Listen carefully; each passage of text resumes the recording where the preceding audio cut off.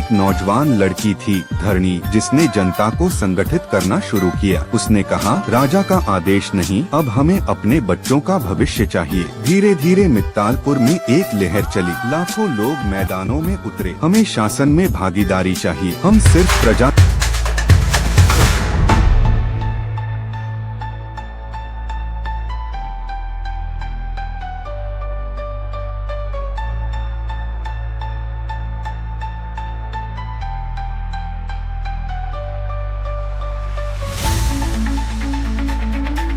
पर्वतों के बीच बसा एक छोटा सा राज्य था मित्तालपुर। यह राज्य बहुत सुंदर था, पर वहाँ का शासन व्यवस्था अलग थी। राज्य पर राजा अमरसेन का एक छत्र शासन था। उनके दरबार में सिर्फ उनके चहेते ही बैठते थे। राजा अमरसेन का एक सेनापति था वीरभद्र, जो एक दिन जनता की भीड़ के बीच गया। वहाँ एक युवक चिल्ला रहा था, हम अपने खेत का निर्णय खुद क्यों नहीं ले सकते? दूसरा बोला, कर तो हम देते हैं, पर सड़क अब तक बनी कहाँ? तीसरे ने कहा, राजा का महल तो हर साल नया रंग पाता है, पर मेरी झोपड़ी में पानी टपकता है। वीरभद्र चुपचाप सुनता रहा। रात को उसने राजा से कहा, महाराज, लोग बोलने लगे हैं। राजा बोले, तो क्या हुआ? वे तो प्रजा हैं, जो मैं दूं वही उनका भाग्य है। पर अगले कुछ महीनों में बात फैलती गई। नगरों से लेकर गांवों तक लोग अपनी आवाज उठाने लगे। एक नौजवान लड़की थी धरणी, जिसने जनता को संगठित करना शुरू किया। उसने कहा, राजा का आदेश नहीं, अब हमें अपने बच्चों का भविष्य चाहिए। धीरे धीरे मित्तालपुर में एक लहर चली, लाखों लोग मैदानों में उतरे। हमें शासन में भागीदारी चाहिए, हम सिर्फ प्रजा नहीं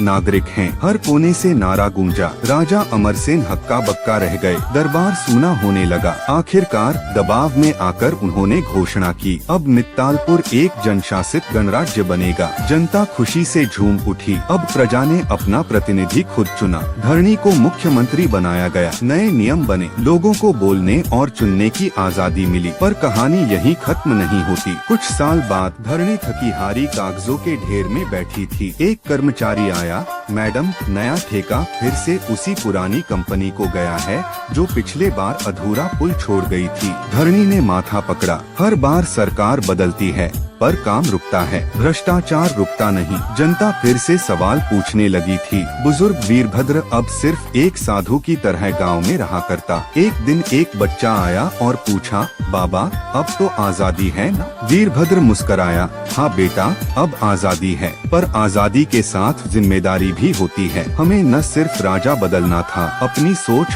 व्यवस्था और ईमानदारी भी बदलनी थी।